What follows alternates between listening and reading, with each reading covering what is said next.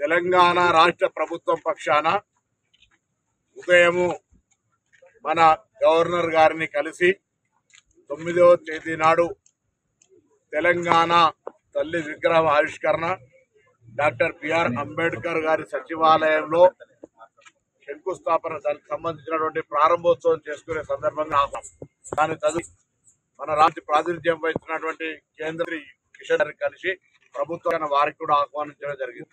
అదేవిధంగా గౌరవ కె చంద్రశేఖరరావు గారు ముఖ్యమంత్రి గారు ప్రస్తుత ప్రతిపక్ష నాయకులు కూడా తెలంగాణ ప్రభుత్వం ఆహ్వానం చేయడానికి నేను రాష్ట్ర పక్షాన అదేవిధంగా మా protocol deputy chairman Arakala Venu గారు ప్రోటోకాల్ గారు ఈరోజు గారిని కలిసి ఆహ్వాన పత్రం ఇచ్చి తెలంగాణ తల్లి విగ్రహావిష్కరణ కోరడం జరిగింది.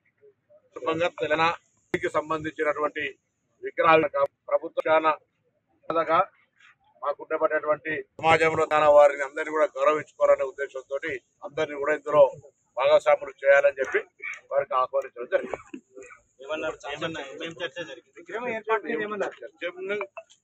రమ్మని చెప్పినాం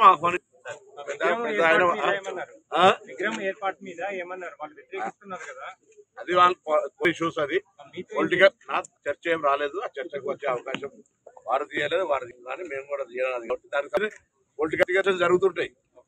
వారొక ప్రతిపక్ష నాయకులుగా ప్రభుత్వ పక్షాన మంత్రిగా ప్రోటోకాల్ డిపార్ట్మెంట్ కలిసి ఆహ్వానం ఇచ్చాం.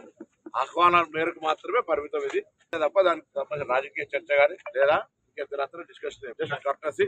వారు భోజన సమయంలో వచ్చినాం కాబట్టి వారు భోజనం చేయమన్నారు, భోజనం చేశారు. వారి నిర్ణయం తీసుకుంటారు. నేను సానుగులో వస్తున్నా లేదా అని అడగడం కాదు, వారు మాకు చెప్పడం కూడా మంచిగా. వారి నిర్ణయాన్ని తప్పకుండా మీ ద్వారా సమాజానికి చెప్తారని ఆశిస్తాను. మేమైతే తెలంగాణ ప్రభుత్వం పక్షాన తెలంగాణ సంబంధించి పాలిటిక్స్ ఉంటాయి. తెలంగాణ రేపు కేంద్రం నుంచి కావచ్చు లేదా తెలంగాణ అభివృద్ధికి సంబంధించి అందరం కలిసి అన్ని రాజకీయ పార్టీలు తెలంగాణ అభివృద్ధికి సంబంధించి కలిసి ఉండాలని కోరుకుంటా ఉన్నాం. కాబట్టి వారిని ఆహ్వానించడం నిర్ణయం వారు తీసుకుంటారు. మేమైతే రావాలని కోరుకుంటున్నాం.